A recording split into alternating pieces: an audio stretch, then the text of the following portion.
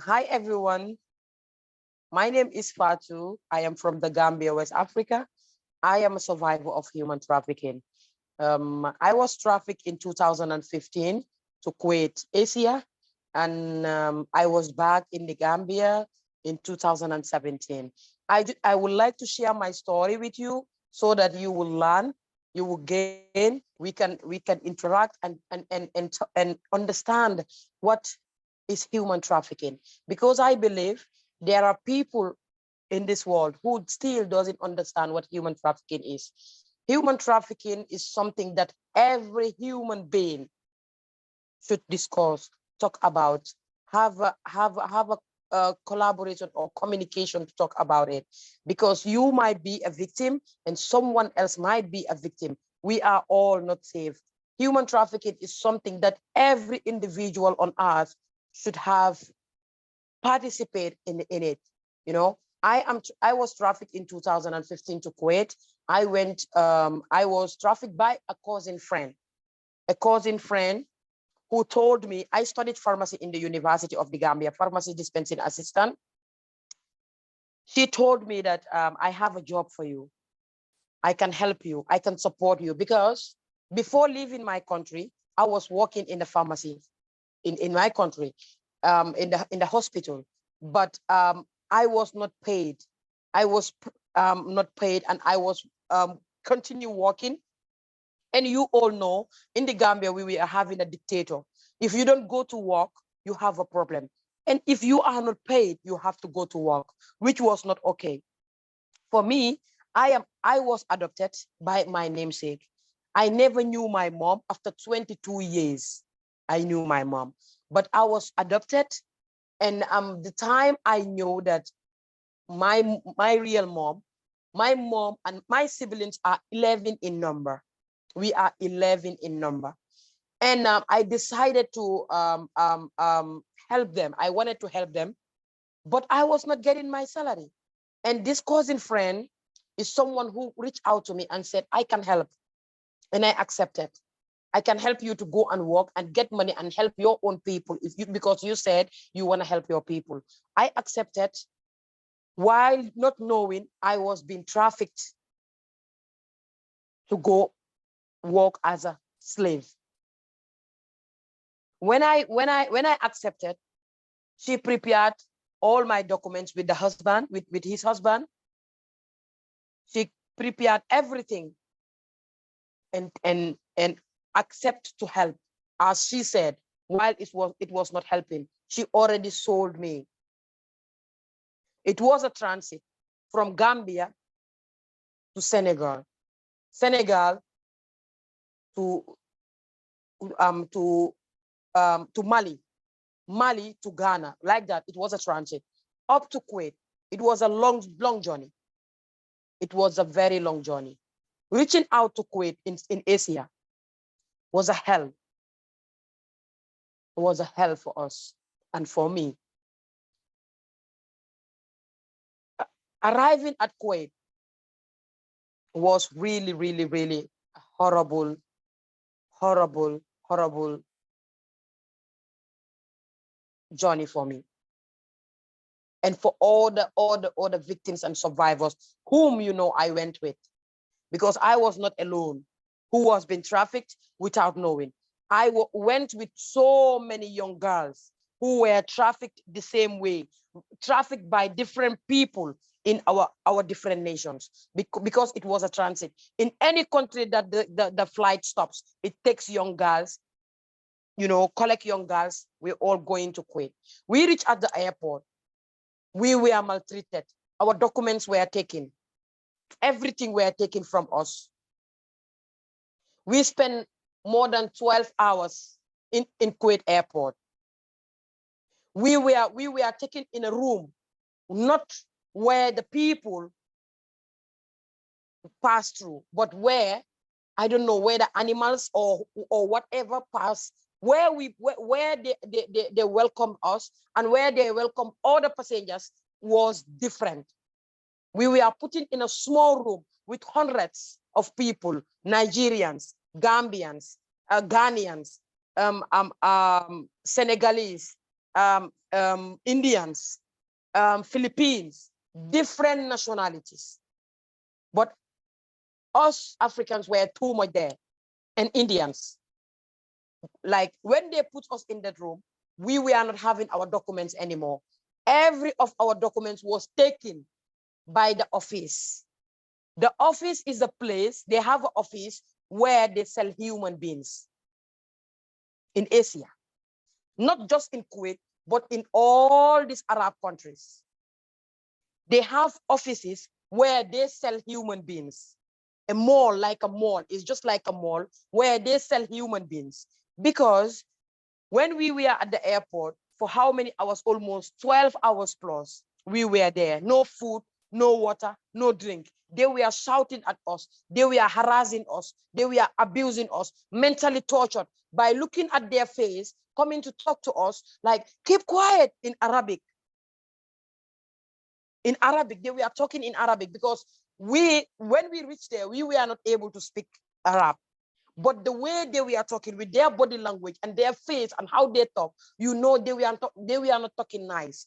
But after I realized, after I knew that this is what they were saying, like zibala, rubbish, haywan, animal, zeg, shit, anti-haywan, you are animals. Anti-haywan, you are animals. Keep your mouth shut. You know, stuff like that. You have to be calm. Stop talking. They were shouting at us in the airport. After taking all our documents and put us in a small room. Okay, during that time, there will be some officers who will come and take their slaves, as they used to say, their slaves in the airport, because they will come with a list and they will call names. When they call your name, you go into the office.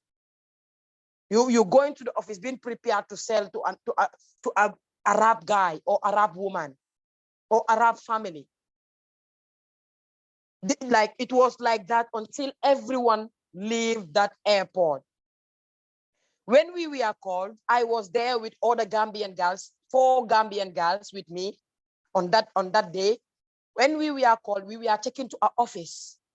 An office where when we go is a big place, like a mall, office and you see office by offices, where the slaves or the people who were trafficked will be there, and the Arab guy or the Arab family people will come and collect you. And you know what? They will be like, how much is she? How much is she? Me seeing that and me studying pharmacy, coming to work as a pharmacy dispensing assistant, and preparing myself to work as a pharmacy dispensing assistant, and in that situation, I was like confused. I was asking myself deep inside, you know, I was like, no, are these people for real? Are we here to like for sale? What are we here for? Because can you imagine a family who came to buy you? I will tell you how much is she. Almost more than 3 to 4 family came to ask how much am I cost. And I was like, we as blacks, sorry to say, we as blacks, we were more expensive than the white, meaning the Philippines and other nationalities. We were so expensive. I was like, no, I am not for sale. Okay, but you don't have right to talk, because in that office, I will tell you something that I was told by the people working in the office. Like, you don't have to talk. You have no right to talk. We have all right because you are a slave. You have been sold. Now you are a slave. We buy you and we are selling you. I was like, really? No. I removed my documents to show them that I studied this inside my big bag, because whatever I was having was taken by me, my passport, my everything. But I happened to remove and show them. They tore my documents. I was like, no, you're kidding. I am not going anywhere, and I am not for sale. I was seriously I'm warned that I will be killed if I don't accept what they want, because they already buy me. And if I don't want it, I can give them their money. And imagine, I can't pay that money, the money that they told me. How many millions of dollars is in my money? And how many thousands or millions of Kuwaiti dinar, Arab money? I can't. I was like, I am not here for, I am not here, like, I am not here for this. I am not for sale. I am a human like you. What I was told and what I am here for is totally different. I am being trafficked without knowing that I am being trafficked. They were like, yes, we buy you, we pay money, you are our slave now, and you are going to work in a family. I said, no, no, no, no, no. Like, everyone who was there was sold by their masters, but me, I can't. And I was punished for that. From there, I started my activism. I never knew what activist is before. I never knew what activism is before. But from there, I started to stand for my right. But I have no right. As they told me, they said, here, the citizen is always right. You have a problem with them, they are right. They have a problem with you, they are right. I was told this 2 times at the police and at the office. Listen, I was told 2 times that here the citizen is always right. You cause a problem, or they cause problem for you, they are always right. If they killed you, it's fine. If a citizen kills you, it's okay. Nothing will come out of it. If they like, they bury you. If they don't like, they just throw you out. After killing you, nothing will come out of it. And it's true, because I witnessed some of them were killed. No one, there is no human right in Arab countries, which is really sad. It breaks my heart. And this makes me to become an activist. This makes me to stand as a human rights fighter, a human rights defender, because what is in Arab world is not in any part of this world. People are being trafficked every single day. People are being abused every single day. People are being jailed in Arab countries, and they are victims of human trafficking and survivors of human trafficking. Imagine an Arab guy telling you, yes, there is human rights offices in these countries, but we don't follow human rights because we don't care. Telling you face to face. Imagine you walking in an Arab family, they're beating you, they're abusing you, they're harassing you sexually. You know, they do everything bad on you. I witnessed. I am someone who was very stubborn there. After seeing all this going through, you working for 24 hours in an Arab family without 24 hours, no paid. When you resting, you don't rest even for 1 hour. You work for the entire family, and they normally have this big family. When you work in this family, they take you in another family, you work there like a slave. I dedicated my life to work on human trafficking because of what I see. I dedicated my life and leave everything to volunteer 100% on human trafficking because what I see. There is no human right in this Arab world. I worked in 15 different houses in Arab country without paid because I was not accepting what they were doing to me. I see people there accepting it. I see people working for them, having these cuts on their hands, seriously wounded, but they're still working because they're afraid. I see they traumatize a woman until she become mad, and they take her to the prison. I was jailed in the Arab country. I was prisoned in the Arab country because I was trafficked and end up being abused, maltreated, harassed, discriminated, you see, and I don't accept what they were doing. I see Arab families accusing people, innocent people, of stealing and taking them to jail. Innocent victims of human trafficking, taking them to jail for 10, 15, 20 years. When I was in the jail, I was talking to people. This is why I said to myself, when I am back home, I will make sure the entire globe knows what human trafficking is. The entire globe knows what is going on in this Arab world. The entire globe knows what is happening. That's why I dedicated everything, my life, my work. I volunteer 100% to work on human trafficking. This is a long story that it can't finish in just 30 minutes, 1 hour, 1 day, or 2 days. Imagine an officer who should protect you in those countries is a perpetrator, trafficking people, abusing people, renting a full flat, taking victims of human trafficking, taking them to those rooms, sexually abusing them. In the name of, I want to help you.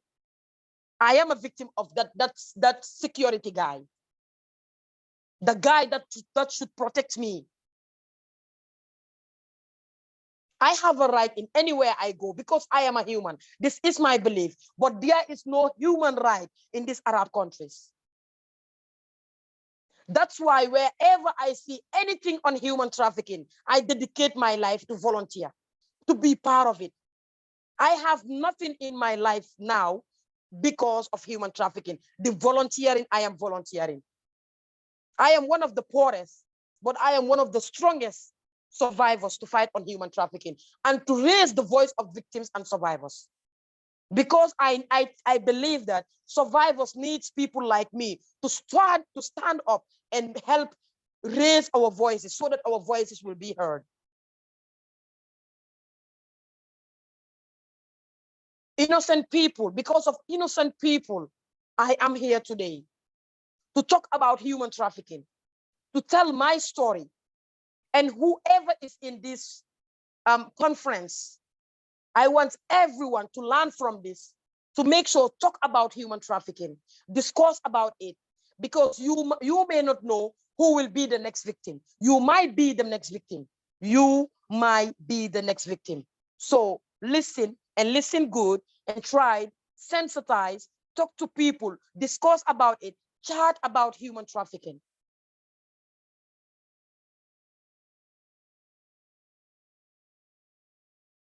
I faced a lot when I was trafficked. Imagine walking in a house, being maltreated, being abused sexually, emotionally, being harassed, being called names. They don't call my name, they called me slave.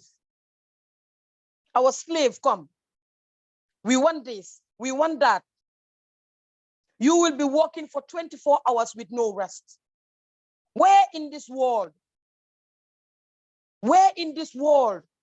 a human being can work like more than an animal? Even an animal cannot do that.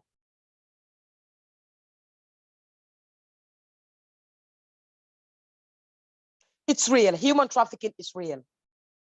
And it's happening. For us to work on it and be more strong on it, survivors and victims should be involved. We should strongly be involved in any act that we are doing on human trafficking. It's getting worse every single day. Imagine watching on social media, on YouTube. Is there listening to a documentary, a real documentary on human trafficking in Kuwait. An Arab guy saying that, yes, we have human traffic, we have human rights offices, but we don't follow the rules. Where is human rights? Watch. I asked myself on that day, the first day I watched it, I said, where is United Nations? Where is human rights? Because if this country where human rights offices are, and you hear from them that they don't respect human rights, they don't follow the rules because of what is a rich nation, then what are we doing? to fight this. It's something that is really, really, really touching, heartbreaking. Whenever I tell my story, I do bring out tears. But I have been telling my story since 2017. I think and telling my story helps me a lot to be able to express and say my experience and talk about it. Because with that today, I am not crying. And let me tell you something, many victims, millions of victims are out there. They can't tell their story because of society. Because of society, how society sees you, how the people judge you, how people talk to you. I face a lot in this social media. All these past years, I face a lot because people don't trust, people don't believe, people harass, abuse, discriminate, and traumatize me. But I keep on going with it. I just take it in me and said, yes, I am not going to give up. Sometimes I will be in a position to give up about this, but I said, no, victims needs me, survivors needs me. I don't have to give up. I have to keep on doing what I am doing. I have to ignore the negativity. I have to keep on going so that we can achieve, or I can achieve. Victims and survivors face a lot. There are millions that they can talk because they don't see people like me to come out and encourage them, inspired me, and people like you. These are the platforms that I really, really appreciate, and all the victims and survivors will appreciate, to be there and help them send their voices so that their voices will be heard. All we need is our voices to be heard. We are millions and billions. We're hiding out there. We can't talk because we are afraid to talk. We can't talk because we are not involved.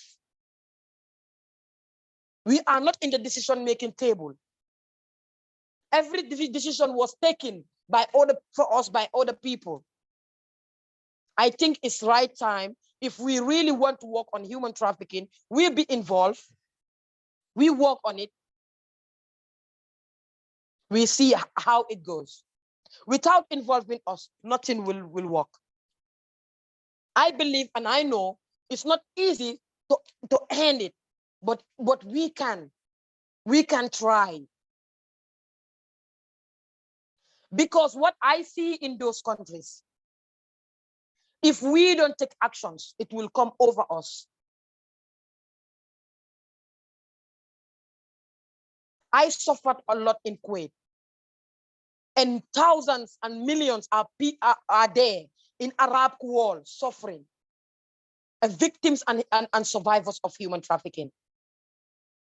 They don't have a voice. They can talk because the people who should protect you would tell you, you don't have to talk. Why I was taken to jail? Why? An innocent someone being taken to jail for standing for her rights, for standing for what is right. I end up in the jail, being traumatized, being abused, being tortured. I was beaten by my boss where I worked in different houses because I was tired, and I said, I am tired. I was beaten by a whole family. It's not fair. I cannot work for 24 hours, no rest. Where I sleep is where you put animals to sleep. Imagine, I am a human like you. I used to tell them, why are you treating me like this? She is a human like you. Why are you treating her like this? I was not only there for myself, I was there for whatever wrong I see, whatever abuse of human right I see. I tried my best to talk about it. I tried my best to involve myself in it. But I don't have a right, as they said. I have no right to talk. I am a slave.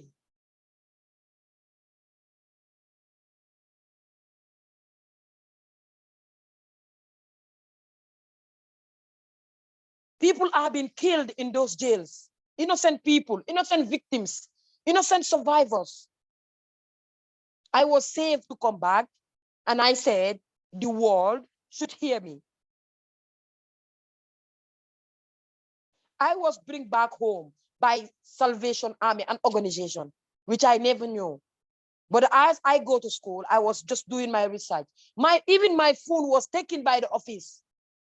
I managed to get phone after after an year, after 1 year, struggling and suffering in that country, going around in that country. Imagine in the streets of Arab world, in the street of Kuwait, you have nowhere to go.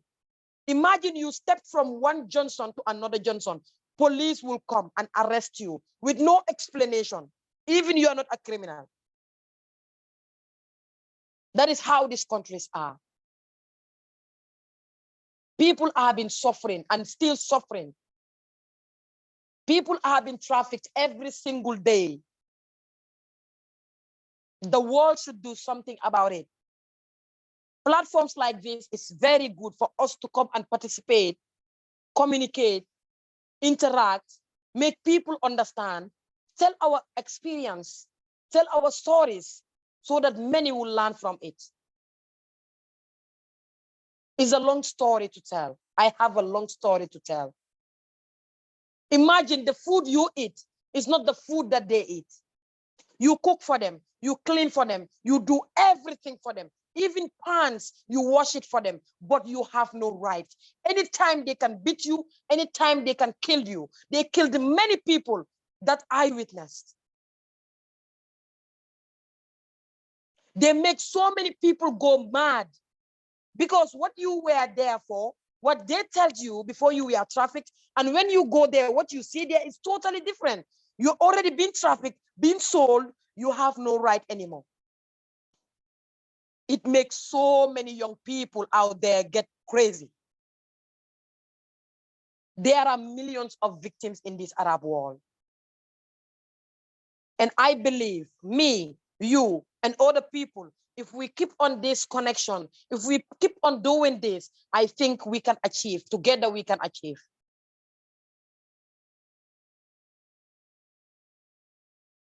There are people, there are organizations like this, there are institutions like this that really, really doing perfectly well.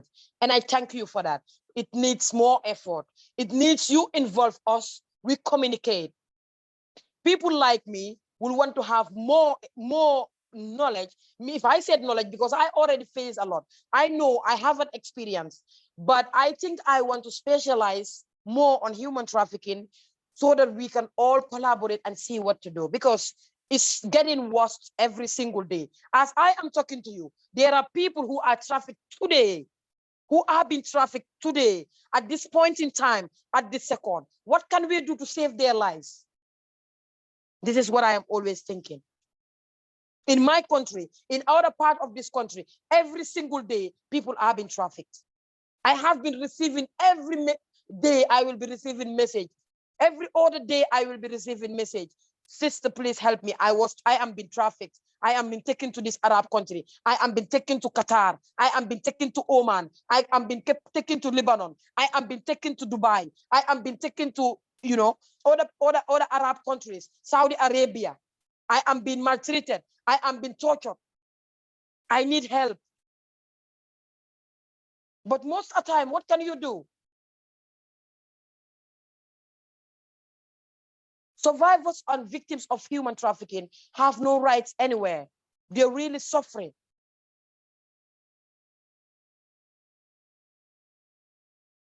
I think it's the right time for us to stand up and do something on human trafficking. Thank you. Thank you so much, Fatou, for sharing your story. I have a couple questions to kind of like continue this conversation. So you mentioned that you were in jail. How long were you in jail, and was it just a one-time, or were you in jail several times throughout your trafficking experience? Tell me a little bit more, like how long were you there and how did you get out? Yeah, I was in the jail in less than 3 months, 2 to 3 months. Yes. after in that jail, I was from the jail. I was supposed to go.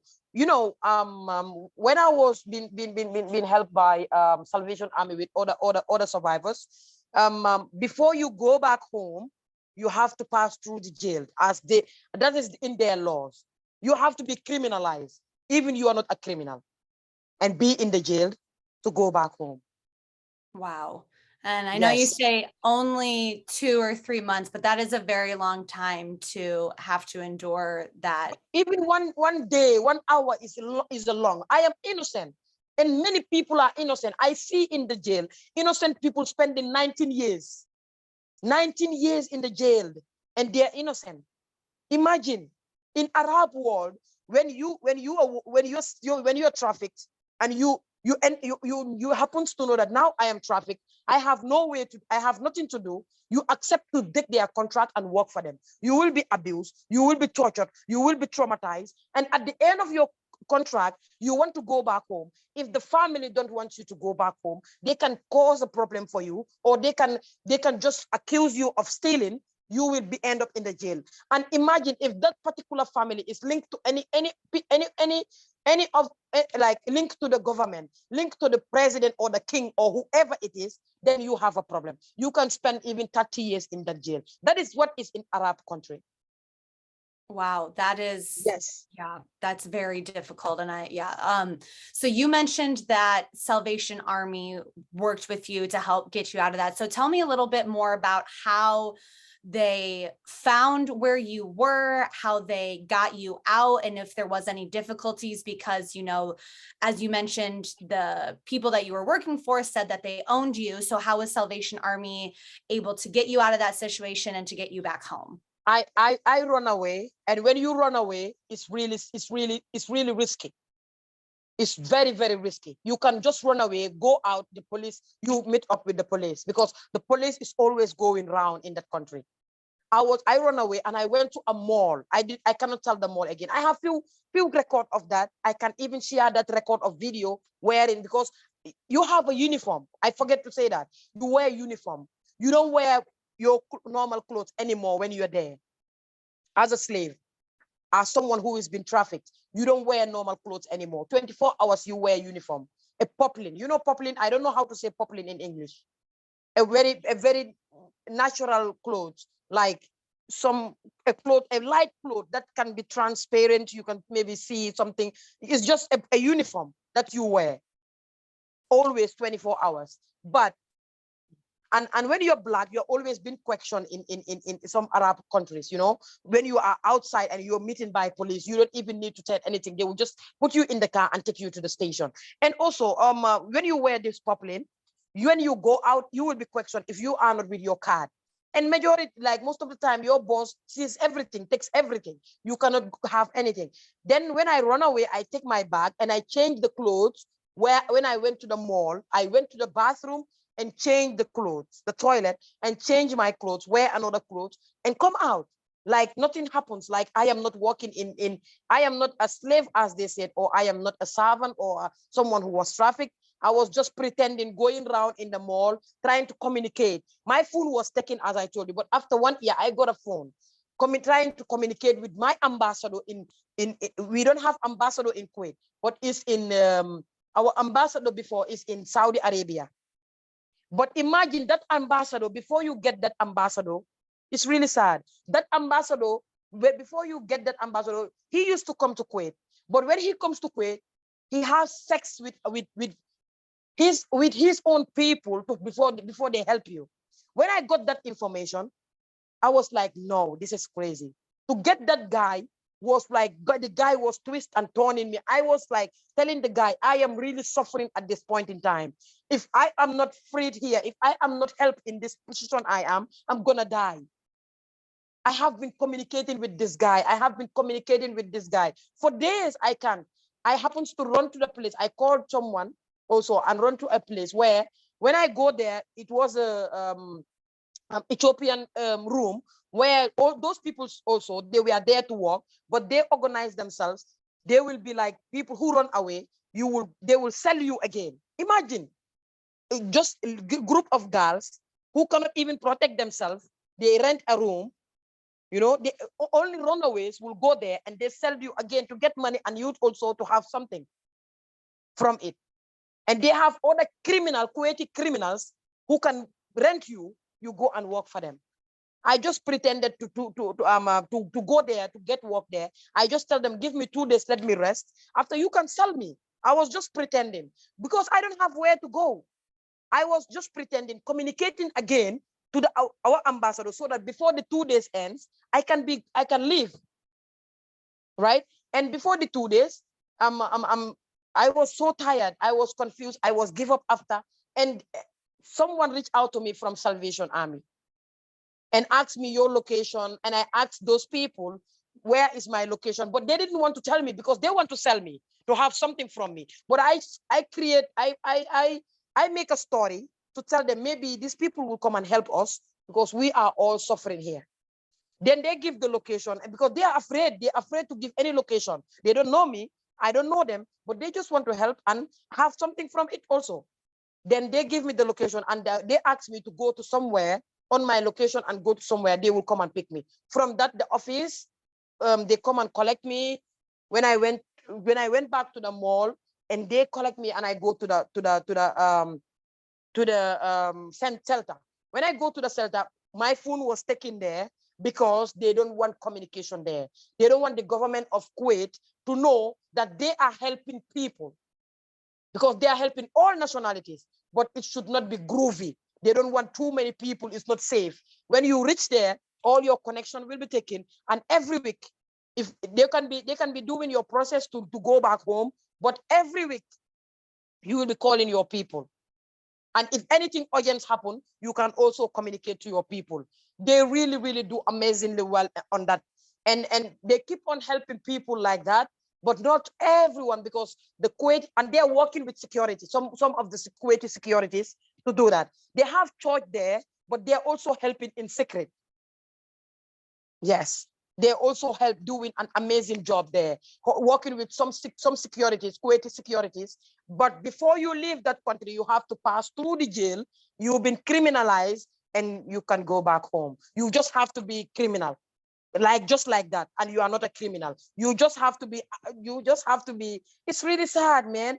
It's really, really crazy. You just have to be criminalized to be a criminal and accept that you are a criminal, and they take you back home.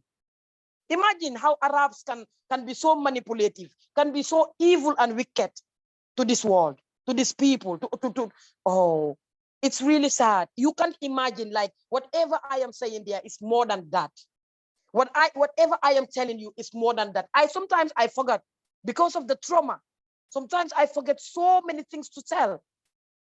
I didn't come alone. I met so many people.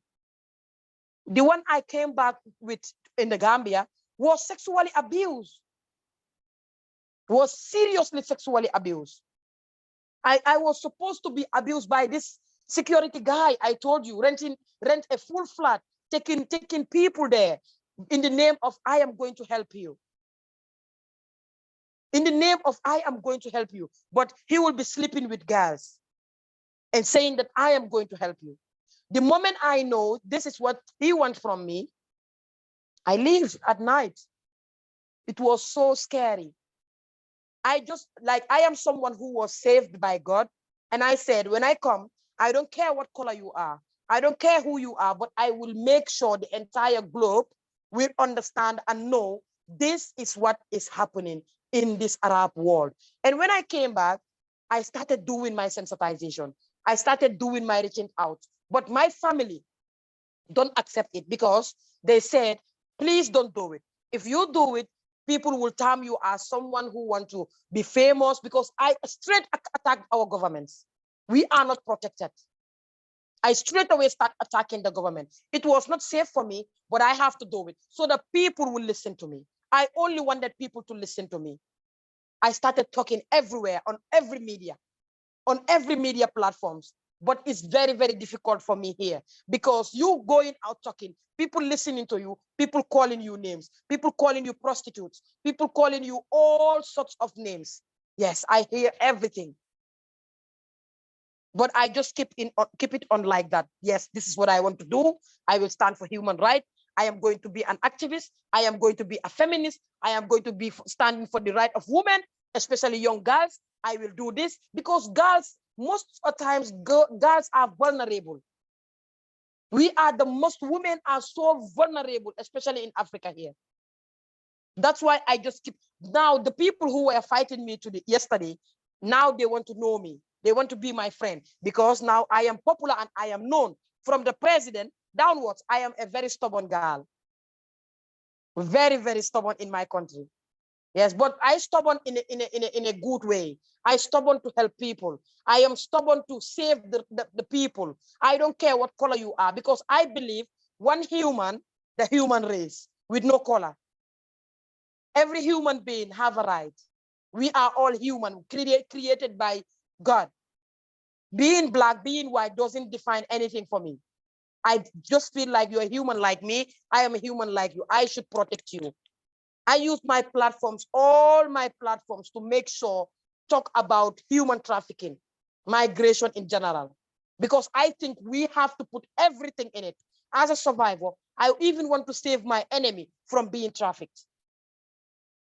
I believe that I have a role to play.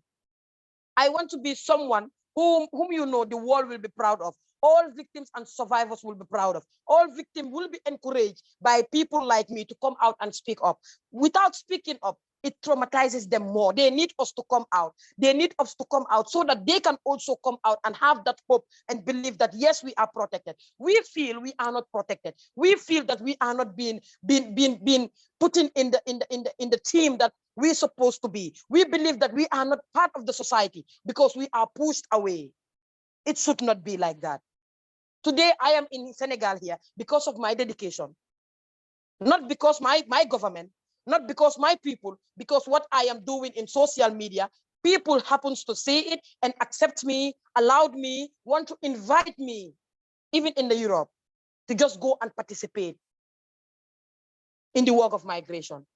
Then I believe I am one of those whom you know the survivors needs, the victim needs, so that they can be ready. And I cannot do it alone. You cannot do it alone. The institution cannot do it alone. Then we all collaborate. We all work together. We all communicate. We all share our experience. You support us. We support you. We can do it together. Me and you and whoever is it, we can do it together to achieve what we want. It's not going to be easy. I will tell you the truth, but we just have to collaborate, accept, communicate, ready to do it. We do it, us doing actions as young people, as women, as girls, as humans, we can achieve. Thank you. Thank you so much, Fatou, for sharing that. You are brave and strong and inspiring. And we're going to open it up to audience questions now, because I'm sure people who are watching this will have a lot of questions to ask you. So thank you again so much. Thank you.